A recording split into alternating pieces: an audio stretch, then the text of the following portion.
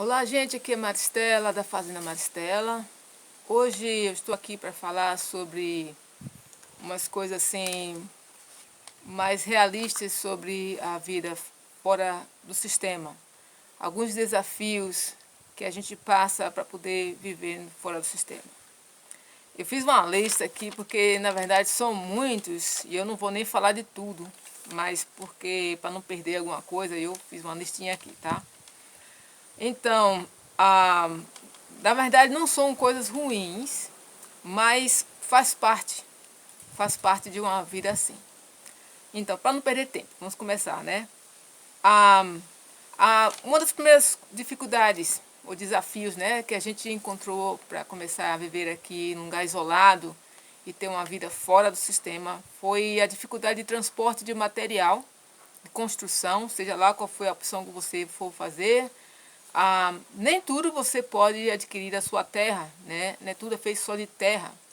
Às vezes, dependendo do local, por exemplo, até mesmo a areia, se você não tiver numa área que tiver areia, você vai ter que transportar a areia até o seu local, o cimento, coisas assim, coisas que você não pode produzir, você vai ter que comprar e você vai ter que transportar. E a depender de onde você for morar, pode ser que a estrada seja uma estrada boa e pode ser que seja uma estrada difícil, que nem todo mundo vai querer levar o material, você vai ter que ter um transporte próprio que seja que dê para acomodar, né, esses transportes, de trazer esse material para você.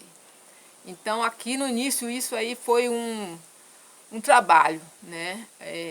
Tem mais coisas, mas isso aí só tentando fazer um pequeno resumo. Isso foi uma das primeiras coisas, o material e também de encontrar uma pessoa que possa fazer certos trabalhos que você não saiba. Por exemplo, construção não é a nossa área, quer dizer, é de uma certa forma, mas não da região que nós viemos, pelo clima daqui, você tem que construir de acordo. Então, e também se basear pelo que o pessoal também constrói aqui, o que funciona, né? Então, essa experiência a gente não tinha. Então, a gente tinha que arrumar uma pessoa que soubesse fazer certas coisas e não é fácil. Se você está num lugar isolado, quem é que vai querer também se meter, ficar lá no meio do mato com você ou fazendo construções assim? Então, você tem que ver isso, procurar, e também é outro trabalhozinho que esquenta a cabeça. Que mais? Ah, no início, o que acontece? Você não tem água e nem eletricidade, né? Então, construção sem água não vai. E eletricidade você tem que se ajustar, arrumar ferramentas manuais, saber como usá-las. Tomara que a pessoa com quem você for trabalhar também saiba usar. É um trabalhozinho que eu considero como desafio, mas tudo você supera, né? Já estamos vivendo aqui há 10 anos e isso aí passamos por cima e a gente olha para trás e pensa, poxa, deu um trabalhozinho. Até você tiver conseguir a sua água instalada, depender de onde você for morar, né? Se tiver água próximo ou estiver longe, se a instalação de água for mais fácil de fazer primeiro, tudo isso tem a ver, né? Então, são coisas que, isso que eu estou falando é realmente do início, no início mesmo. Ah, outra coisa também, é quando você começar a morar no local, a depender da região, naturalmente, os animais que você vai lidar com, que muitas vezes são peçonhentos. Você não pode sair matando tudo quanto é bicho por aí, então você vai ter que saber viver com eles. E aranhas, caranguejeiras, né, aquelas cabeludas bem grandes, essas não fazem mal, mas também tem aquelas venenosas pequenininhas que também tem que ter muito cuidado e eles aparecem sempre. Escorpiões, já fomos picados, tanto eu como meu marido, e felizmente não tivemos problema nenhum, mas é outro bichinho também que tem que ficar de olho o tempo todo, porque eles sempre aparecem, especialmente antes das trovoadas.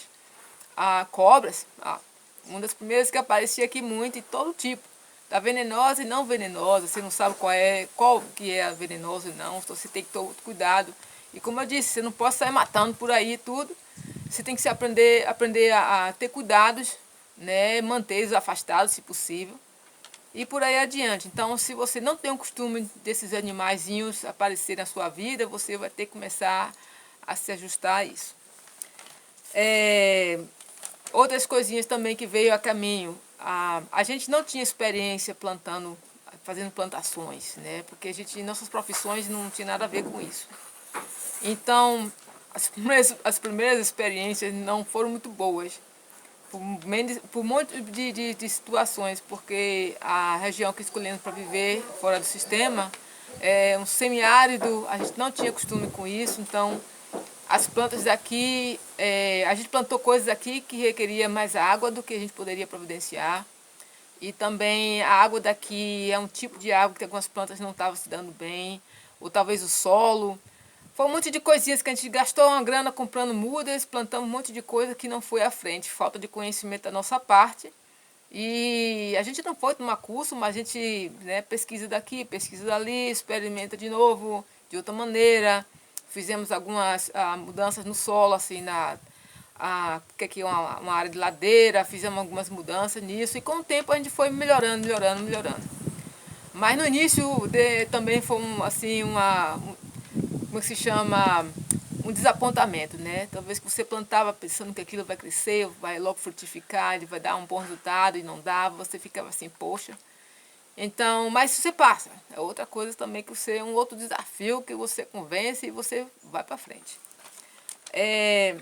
Outra coisa também, que essa aí são forças da natureza, você não tem como lidar, você não tem como mudar isso. É a seca. E em 2012, na nossa região, teve uma seca muito grande, que você não via nada mais do que terra pura. E as árvores, então, ficaram assim, secas, que você não sabia se estava morta.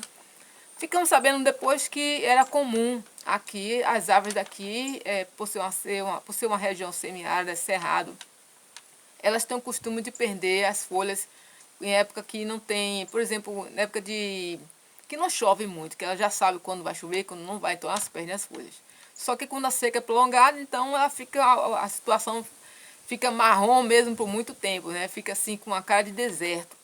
E a gente ficava pensando, poxa, será que isso aqui vai ficar desse jeito e tal?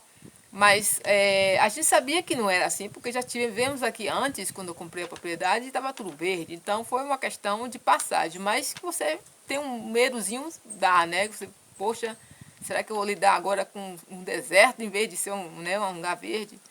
Mas felizmente depois disso vieram essas chuvas novamente e tudo ficou verdinho. E a gente aprendeu a lidar com isso.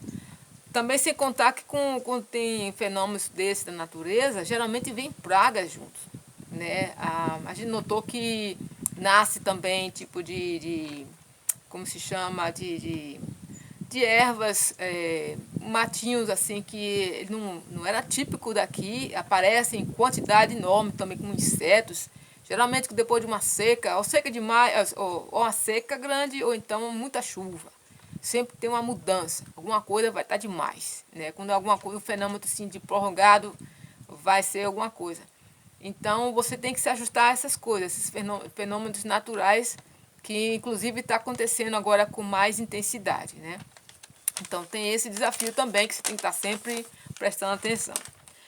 E por último, da minha longa lista, que tem muito mais coisas, mas isso aí foram as que eu achei, ou que eu lembrei pelo menos, né, que eu achei importante.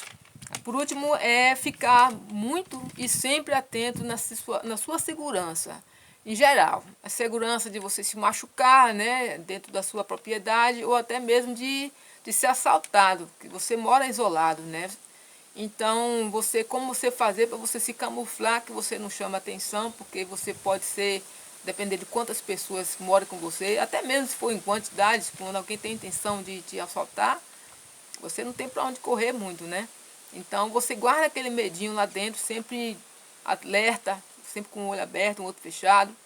Não exatamente assim, desespero, não. Eu digo, você vive tranquilo, mas você não deixa de escutar um som, um barulho estranho, você vai ver o que é, tal, aquela coisa, né? E não se trate de ser herói, não. Sempre tem um plano assim, B. Se acontecer alguma coisa, o que, que eu faço? Vou correr, enfrentar? Provavelmente não.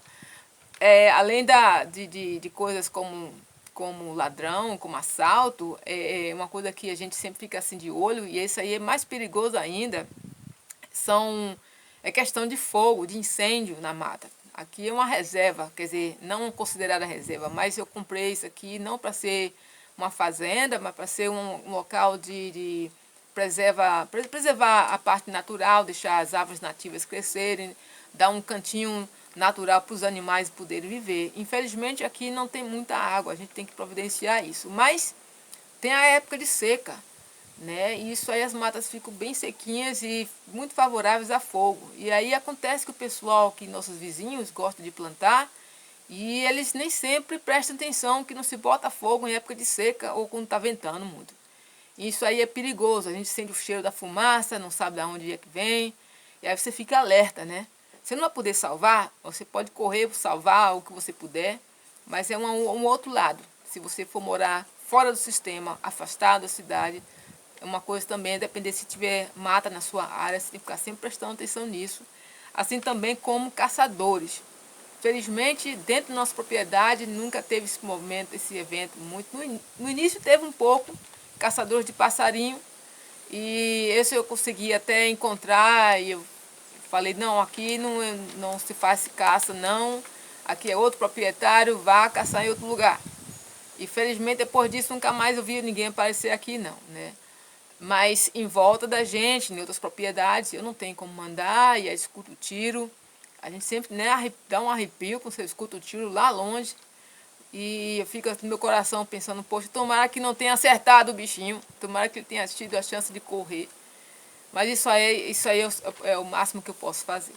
Então, gente, para vocês que estão pensando em morar fora do sistema, porque eu sei que hoje dá um mundo muito estranho, então tem essas considerações, né, que tem que se levar. Tem uns obstáculos que você tem que passar no início, que é comum, cada um em sua situação diferente, pode ser que uns tenham mais obstáculos do que outros, mas provavelmente vai ter alguns, né? Então esse vídeo aqui só mesmo para dar um alerta aí, para só ou mesmo uma lembrança que vai ter tudo isso, tá? E também um pequeno detalhe, nossos vídeos aqui, nós fazemos dias, procuramos soltá-los, né? Fazer vídeos e colocar no YouTube dia de terças e sextas-feiras. As terças-feiras é em inglês, que é com meu marido. E das sextas-feiras sou eu em português. E a gente vai aos pouquinhos mostrando os nossos trabalhos aqui de 10 anos. Tem muitas coisas que nós estamos fazendo. Estamos agora para construir o nosso próximo tanque de água, que vai ser de ferro-cimento. Nós vamos também registrar tudo isso e colocar para vocês. Vou tentar colocar nas duas línguas, porque ele que está fazendo mais, mas eu também estou ajudando. Então vou tentar colocar essa parte também da construção em português para vocês verem e tomara que vocês gostem também, tá bom? Valeu aí, obrigado e até a próxima. Tchau, tchau.